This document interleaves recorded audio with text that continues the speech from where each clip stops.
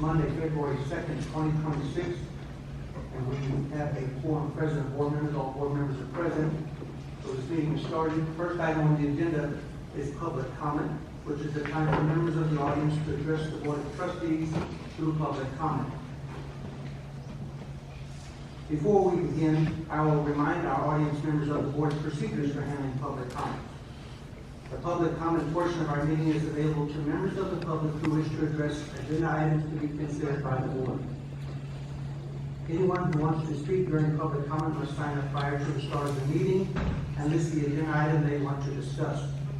Each public comment speaker will be allowed a maximum of 5 minutes to address the board. Any speaker who is speaking through a translator will receive additional time to address the board.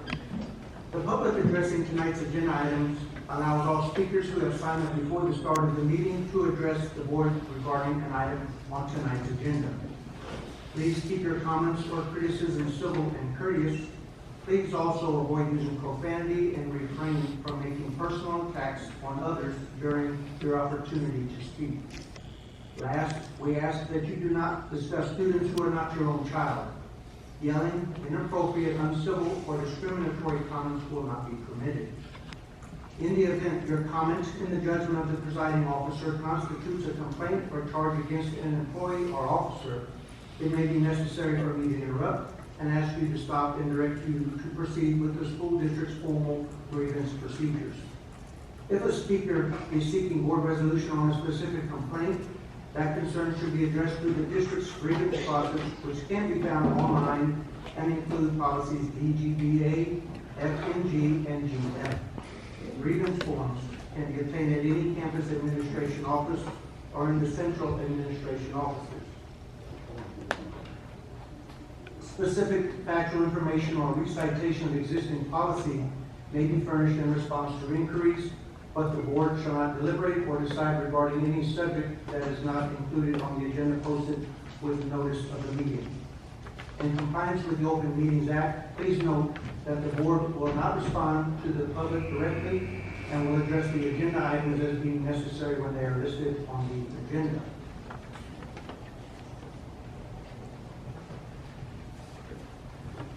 Tonight we have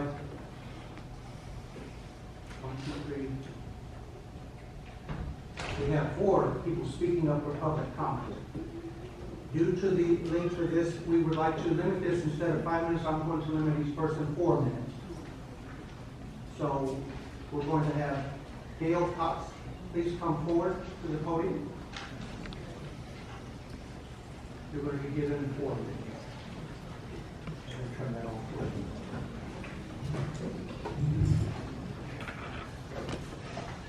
Good evening.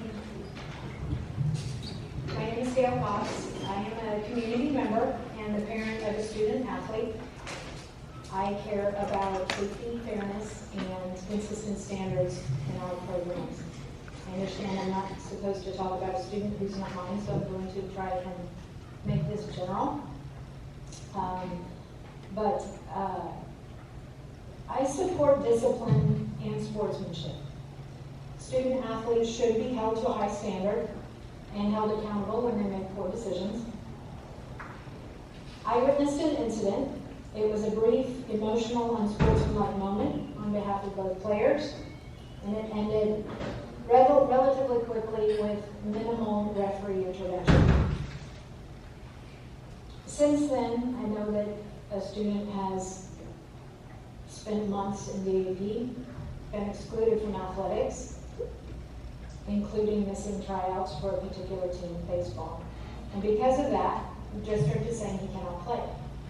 All this despite no criminal charges having been filed and UIL reviewing the matter, closing it with no further action. The district has said that this student may participate in track upon his return this year, as well as all sports next year. That strongly suggests that we're talking not about a safety determination, but rather a timing and process issue.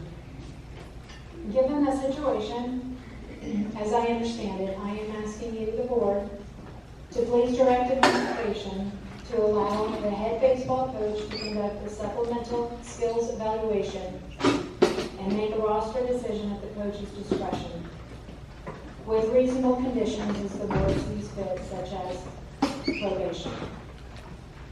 More broadly, when situations become public, pressure is intense. But discipline must stay tied to a written code and applied consistently. Based on what has been shared publicly, the outcome of this particular situation seems well out of proportion with how similar on-field altercations are typically handled. I am asking the board to take a hard look through the superintendent and in closed session, if needed, at how administration responded to this situation. My concern is that when pressure is high, decisions can get pushed past what is written code actually supports. I'm asking you to check 4 things. Was there due diligence done? Were facts actually established? Did the label match the facts? And did the punishment match the finding?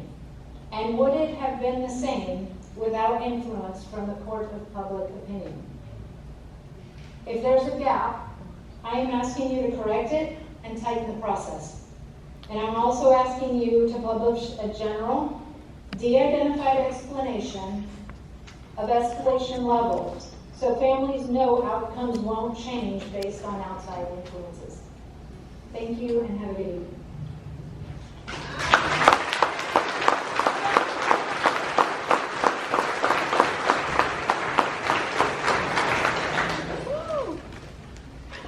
Next, I'd like to ask to come to the podium Jana Presley.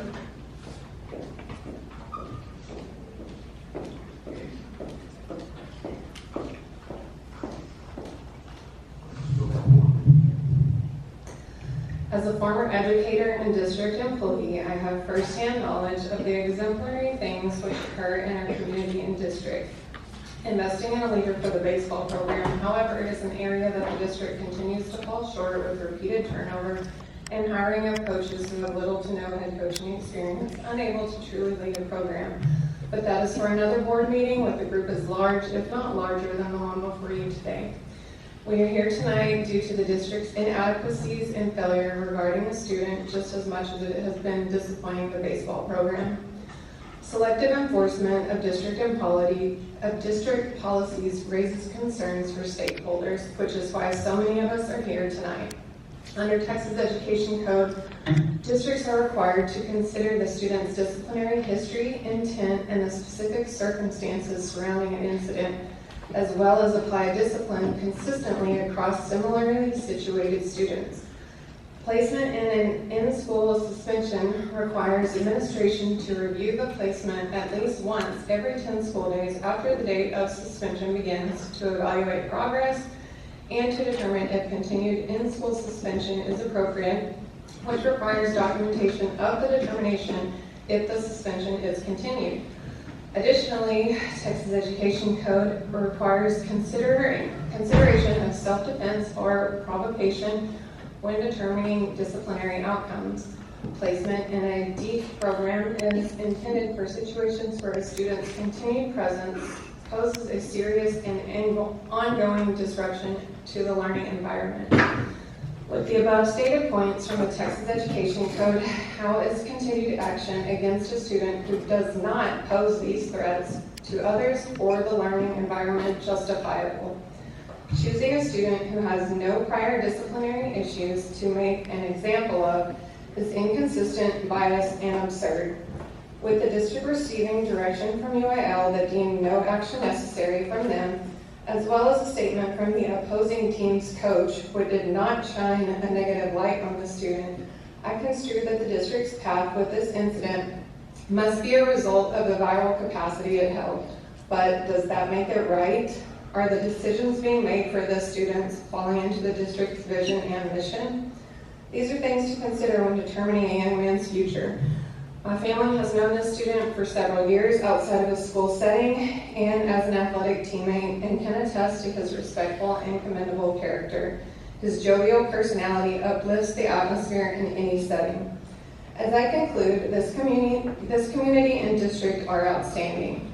as you can see from the turnout here tonight. My family would not have moved to LV 10 years ago if it fell short.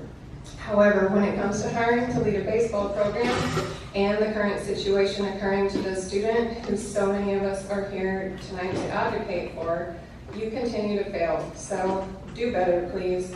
As a high school and district, please do better.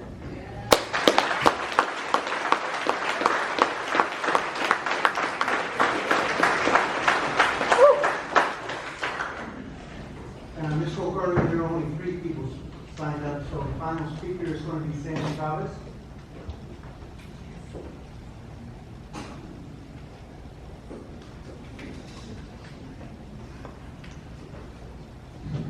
Good afternoon. My name is Sam Chavez. I'm speaking on my behalf, behalf of my wife, Myra, also. This is because the Vernia has failed the student. A failure that now has been upheld through level 1 and level 2 hearings.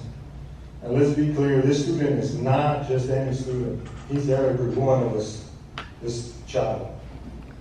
Okay? As you hear from everyone here today, you're going to hear that he's a great man, respectable, honorable, and more than the label that has been placed on him lately. This is not a misunderstanding, it's not a lack of information, and this is not a refusal to act on the truth. The Vernia ISD Code of Conduct and the conduct and UIL athletic standards are clear. Discipline must be evidence-based, applied fairly, centered on student safety, sportsmanship, and due process.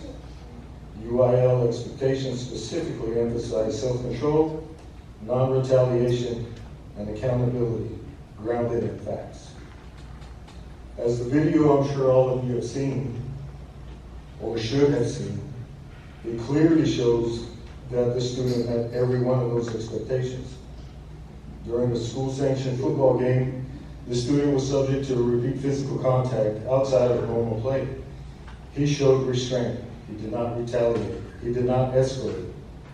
He disengaged and walked away. That moment demonstrated his character. And it should have ended there. This is clear, objective evidence showing this student was not the aggressor. Yet, the Vernia ISD chose to discipline him anyway. That decision just did not violate the policy, it violated trust. What followed compounded that failure. The partial one-sided narrative was released publicly and amplified by social media. Without full facts or content, this student became the subject of public judgment, rumors, and social bullying. A good student was turned into a headline. A single moment became a permanent label, and the truth was lost in all the noise. That portrayal is not the student whatsoever. This student is a respectful, compassionate, faith-driven young man. He leads with humility. He shows quiet strength, and he does the right even when no one is watching. Those who truly know him know that what has been presented publicly is unrecognizable from who he really is. And yet, he continues to carry consequences for something he did not do. This has caused deep and lasting harm, as we can all imagine, mental, emotional, physical, not only to this student, but to his family and friends. We have seen the pain in his eyes, we have seen the exhaustion in his parents, and the sleepless nights. The constant need to defend the truth while watching the appeal is no longer about a football game. It's about whether or not this district stands by its policies or stands by its mistakes. It's also about whether the Vernia ISD teaches students courage or compliance. It's about whether doing the right thing still matters when it's inconvenient. Years from now, no one will remember the score of that game. No one will remember the crowd, the noise, or the headlines. But this decision will be remembered. It will be remembered by the student, his family, and all of his friends. By every student watching us, by watching to see whether fairness still exists in this district. That will be remembered. This board will not be remembered for how it protected itself, but for whether it protected our children. History always remembers who stands up, who stood up for others. Okay, Mr. Thomas, your time. I think that was 4 minutes. That was 4 minutes? I got maybe 30 seconds left. Okay. Today, you have the opportunity and the responsibility to be one on the right side of it. Lead with integrity and courage and do what's right. Clear the student's name. Restore what has been taken from him. Show the community and every student who comes after him that Vernia ISD stands for truth, fairness, and the courage to correct its own mistakes by protecting the student and every student in our schools and community outside here. That's the decision that will matter. And that is the decision that will last. Thank you.